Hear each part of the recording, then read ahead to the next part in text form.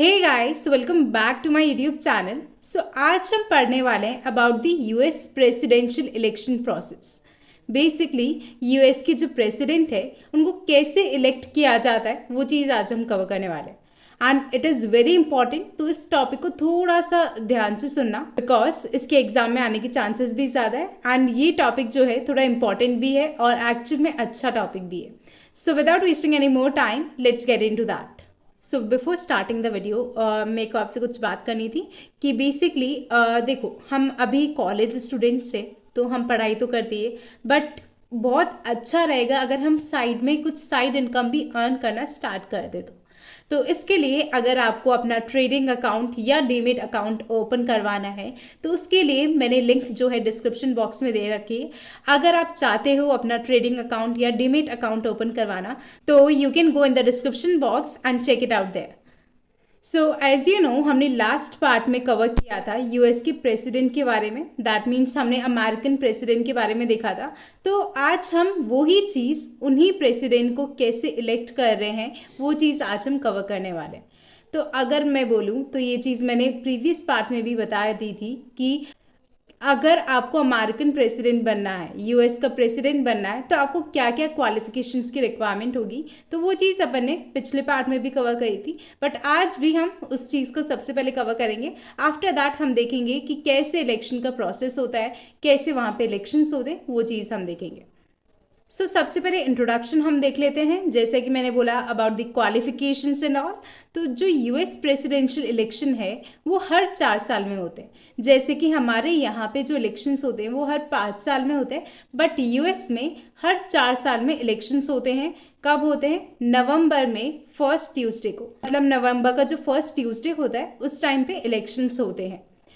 Second चीज़, जैसा कि मैंने आपको बता रखी क्वालिफिकेशंस क्या क्या होती है अमेरिकन प्रेसिडेंट बनने के लिए, कि जो कैंडिडेट होना चाहिए वो 35 ईयर्स ओल्ड होना चाहिए। मतलब उसकी एटलीस्ट एज कितनी होनी चाहिए? Around 35 years. मतलब एटलीस्ट उसकी एज कितनी होनी चाहिए? 35 ईयर्स। ओके। सेकेंड चीज़, वो यूनाइटेड स्टेट्स में बॉर्न होना चाहिए, मतलब बेसिकली वो यूएस में बॉर्न हुआ होना चाहिए। थर्ड चीज़, वो रेजिडेंट होना चाहिए यूएस का for the previous 14 years. 14 years तक वो यूएस का रेजिडेंट होना चाहिए अगर उसे अमेरिकन प्रेसिडेंट बनना है तो। ओके। तो बेसिकली हमने 3 क्वालिफिकेशंस देखी। 35 ईयर्स की एज, उसके बाद वो बॉर्न होना चाहिए कहाँ पे? यूएस में, एंड रेजिडेंट होना चाहिए यूएस का फॉर द प्रीवियस 14 ईयर्स। ये कुछ क्वालिफिकेशंस है जिसके फुलफिलमेंट पर ही कोई अमेरिकन प्रेसिडेंट बन सकता है। सिंस यूएस में कोई भी नेशनल अथॉरिटी नहीं है जो कि इलेक्शंस कंडक्ट करवाती है, इसलिए जो लोकल अथॉरिटीज़ होती है वो इलेक्शंस ऑर्गेनाइज करती है with the help of thousands of administrators. बहुत सारे एडमिनिस्ट्रेटर्स की हेल्प के साथ वो वहाँ पे इलेक्शंस कंडक्ट करवाती है।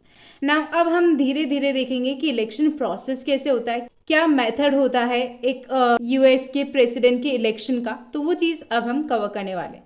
तो इसको बहुत ध्यान से सुना, it is a very important topic. So the election process. So whenever we talk about the election process of American president, सबसे फर्स्ट आता है प्राइमरीज एंड कॉकस। ठीक है, 2 वर्ड्स आए हैं, प्राइमरीज एंड कॉकस। ठीक है, अब ये प्राइमरीज और कॉकस क्या होते हैं वो चीज़ हम देखेंगे। बट सबसे पहले अगर हम एक और चीज़ देखें तो ये जो इलेक्शन प्रोसेस है वो स्टार्ट होता है इन प्राइमरीज एंड कॉकस के साथ ही। कब? इन जैन और Feb of the election year. मतलब ये याद रख लो कि वहाँ पे अगर यूएस प्रेसिडेंट के इलेक्शन हो रहे हैं तो एक पर्टिकुलर डेट इंपॉर्टेंट नहीं है, वो पूरा इलेक्शन ईयर इज़ इम्पॉर्टेंट। ठीक है, तो वहाँ पे जैन और फैब में ये प्राइमरीज एंड कॉकस होते हैं। एंड जैसे कि मैंने बताया प्रेसिडेंट के इलेक्शन होते हैं on the first Tuesday of November, तो वो चीज़ उस टाइम पे इलेक्शंस होते हैं।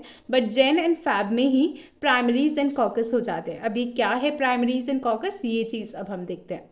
अब इन प्राइमरीज और कॉकस को और अच्छे से समझने के लिए यहाँ पे देखिए, सबसे फर्स्ट स्टेप होता है यूएस प्रेसिडेंशियल इलेक्शन में कॉकसेस एंड प्राइमरीज, जैसे कि मैंने आपको बताया। तो बेसिकली कॉकस क्या होता है? कॉकस में इन्वॉल्व होता है लोग एक मीटिंग अटेंड करते हैं, डिबेट अटेंड करते हैं, वो अपने प्रेफर कैंडिडेट को वोट डाले उससे पहले लोग एक मीटिंग और डिबेट जो है अटेंड करते हैं, उससे हम कॉकस कहते हैं। ठीक है। अब यहाँ पे वोटिंग कैसे होती है, यहाँ पे via head count, head count मतलब कितने लोग वोट कर रहे हैं, बेसिकली अपन ने गिन लिया, दैट इज हेड काउंट, ठीक है।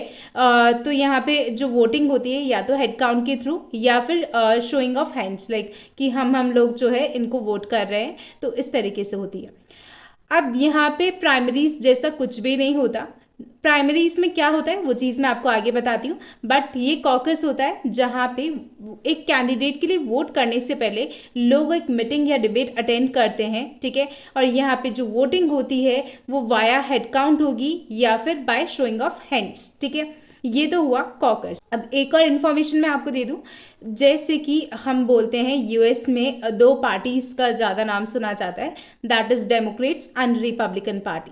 तो ये दो मेजर पार्टीज है यहाँ पे बेसिकली और भी बहुत सारी पार्टी, ऐसा नहीं है कि यहाँ पे बाई पार्टी सिस्टम है, यहाँ पे मल्टी पार्टी सिस्टम है, बट दो मेजर पार्टीज है, डेमोक्रेट्स एंड रिपब्लिकन्स, ओके। तो अब प्राइमरी क्या होता है, प्राइमरी बहुत सिंपल है, a citizen shows up at a polling booth and cast a vote. Basically जो सिटीजन है वो कहाँ पे जाते हैं, पोलिंग बूथ पे, और बेसिकली अपना वोट कास्ट करते हैं। जैसे कि हम कहीं जाते हैं वोट कास्ट करते हैं, वैसे ही जो सिटीजन है वो पोलिंग बूथ पे जाता है एंड अपना वोट कास्ट करता है। बट अब यहाँ पे दो टाइप की प्राइमरीज होते हैं, एक होती है ओपन प्राइमरीज एंड एक होते हैं क्लोज प्राइमरीज। मतलब ओपन प्राइमरीज जहाँ पे कोई भी सिटीजन किसी भी कैंडिडेट के लिए वोट कर सकता है, किसी भी पार्टी का वो कैंडिडेट हो वो वोट कर सकता है।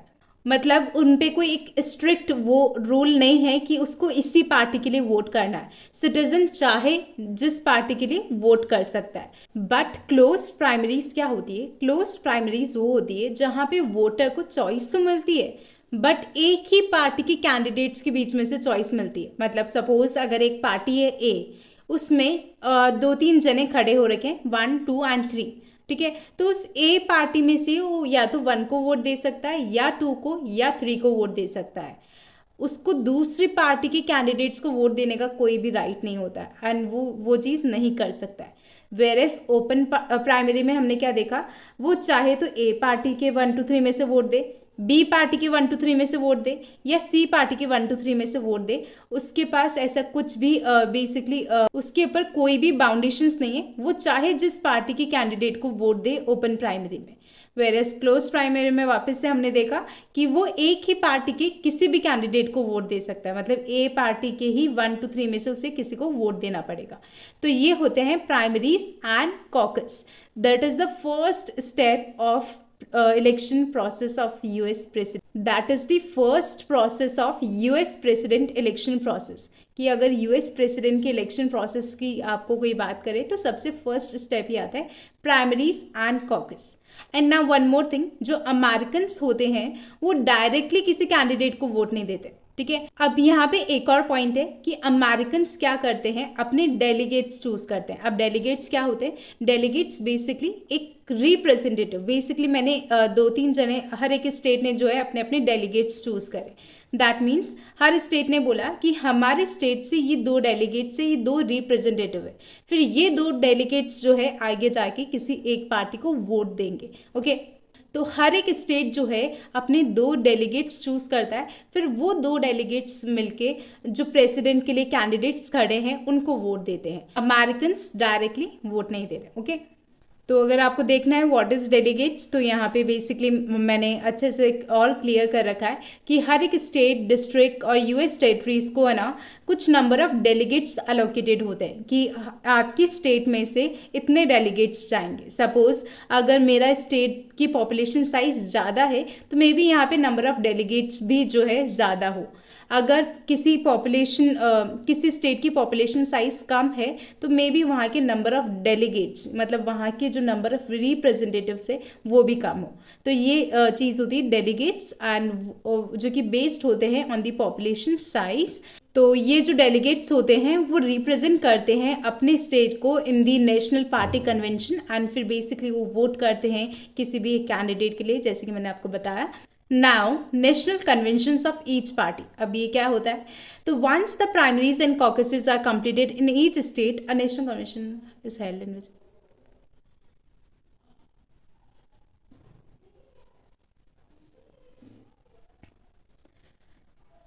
Now national conventions of each party. तो एक बार अगर हर स्टेट में प्राइमरीज और कॉकस कंप्लीट हो जाते हैं, उसके बाद क्या होता है, नेशनल कन्वेंशन होता है। अब वो नेशनल कन्वेंशन क्या है, नेशनल कन्वेंशन में बेसिकली ये अनाउंस किया जाता है पब्लिकली कि एक पार्टी जो है उसकी तरफ से प्रेसिडेंट के लिए कौन खड़ा हो रहा है। सपोज यहाँ पे अगर मैं दो पार्टीज की बात करूँ अमेरिका में, जो कि बहुत मेजर पार्टीज है, बहुत पॉपुलर है, that is Democrats and Republican. तो डेमोक्रेट्स पार्टी से कौन कौन आ रहा है, सपोज ABC आ रहे हैं प्रेसिडेंट के लिए, और जो है रिपब्लिकन पार्टी से इधर से DEF आ रहे हैं। तो बेसिकली ये चीज़ अनाउंस होती है पब्लिकली इन दी नेशनल कन्वेंशन। तो ड्यूरिंग द कन्वेंशन, जो जैसे कि मैंने बताया, इलेक्टेड डेलीगेट्स जो कि हर एक स्टेट से आते हैं, मैंने बोला कि एक स्टेट से इतने डेलीगेट्स आ रहे हैं, उतने डेलीगेट्स आ रहे हैं, तो वो जो इलेक्टेड डेलीगेट्स है वो अपना वोट कास्ट करते हैं पार्टी कैंडिडेट के लिए, एंड जिसको सबसे ज़्यादा डेलीगेट्स का वोट मिलता है that gets the party's nomination. That means जैसे अगर डेमोक्रेट पार्टी में से पहले ABC आ रहे थे, ठीक है, तो इन ABC में से कोई एक जीत दिया प्रेसिडेंट के लिए, जिसको सबसे ज़्यादा डेलीगेट्स का वोट मिला, तो अब इस पार्टी का एक सिंगल नॉमिनी हमारे पास पता चल गया। तो ऐसे ही दूसरी पार्टी का भी सेम ऐसे नेशनल कन्वेंशन होता है, जहाँ पे ज़्यादा डेलीगेट्स को जिसको वोट मिला DEF में से, तो बेसिकली वो जीत जाएगा, ठीक है। सपोज यहाँ से A जीता एंड यहाँ से D जीता, तो अब हमारे पास प्रेसिडेंट बनने के लिए ये दो जने आ गए। अब लास्ट में इन दोनों में से कौन प्रेसिडेंट बनता है वो चीज़ हमको देखनी है। तो each party holds a national convention to finalise the selection of one presidential nominee. तो हर एक पार्टी जो है अपने अपना नेशनल कन्वेंशन करती है ताकि एक प्रेसिडेंशियल नॉमिनी उनको मिल जाए। मतलब अगर डेमोक्रेट्स में से ABC में से कोई एक मिल जाए, एंड जो रिपब्लिकन है उसमें से DEF में से कोई एक मिल जाए। तो जैसे मैंने बोला इधर से A आया एंड इधर से सपोज D आया, तो A और D जो है हमारे दो एट लास्ट प्रेसिडेंशियल नॉमिनी हो गए, जो कि एक दूसरे के साथ अब compete करने वाले हैं, okay, for the post of president. फिर नेक्स्ट होता है जनरल इलेक्शन कैंपेनिंग। ऑब्वियसली अगर एक सिंगल नॉमिनी चूज हो जाता है हर एक पॉलिटिकल पार्टी में से via primaries, caucus and national conventions के थ्रू, तो अब ऐसे में क्या होगा, तो वो जो नॉमिनीज है जो हर एक पार्टी में से एक एक चूज हो गए, वो क्या करेंगे, वो हर एक जगह जो है पूरी कंट्री में ट्रेवल करेंगे, पॉपुलेशन को अपने व्यूज़, अपने प्लान्स बताएंगे, उनका सपोर्ट जीतना चाहेंगे, रैलीज निकाली जाएगी, डिबेट्स होंगे, एडवर्टाइजमेंट किया जाएगा कि बेसिकली हमें वोट कीजिए, हमें वोट कीजिए। तो वही जनरल इलेक्शन कैंपेनिंग वो लोग स्टार्ट कर देते, ठीक है। नाउ जनरल इलेक्शन, ये यूजुअली फिर से नवंबर में होता है, और यहाँ पे पूरी कंट्री में से हर एक स्टेट के पीपल जो है एक प्रेसिडेंट के लिए वोट करते हैं एंड एक वाइस प्रेसिडेंट के लिए वोट करते हैं। और जब लोग अपना वोट कास्ट करते हैं तो एक्चुअली वो एक ग्रुप ऑफ पीपल के लिए वोट कर रहे होते हैं, जिन्हें इलेक्टर्स बोला जाता है।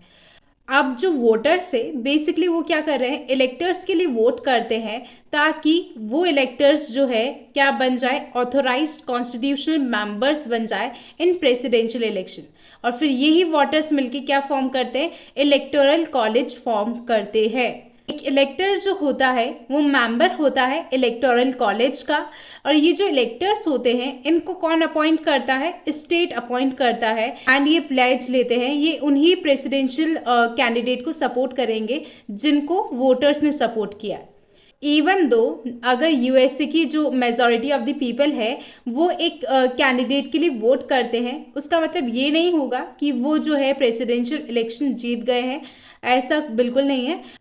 अगर प्रेसिडेंट का इलेक्शन जीतना है और प्रेसिडेंट बनना है तो यहाँ पे कैंडिडेट को जो है मोर देन 270 इलेक्टोरल वोट्स जो है सिक्योर करने पड़ते हैं, तभी वो एक प्रेसिडेंट का इलेक्शन जीत के प्रेसिडेंट बन सकते हैं।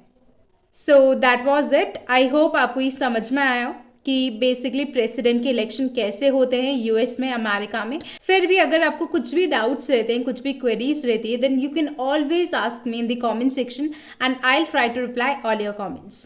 एंड प्लीज़ अगर वीडियो अच्छा लगा हो, कुछ भी कॉन्सेप्ट क्लियर हुआ हो, थोड़ा बहुत भी कॉन्सेप्ट क्लियर हुआ हो, देन प्लीज़ लाइक करना मत भूलेगा, and also do subscribe to my YouTube channel for more videos like this, and don't forget to hit that bell icon. So yeah, bye bye, take care.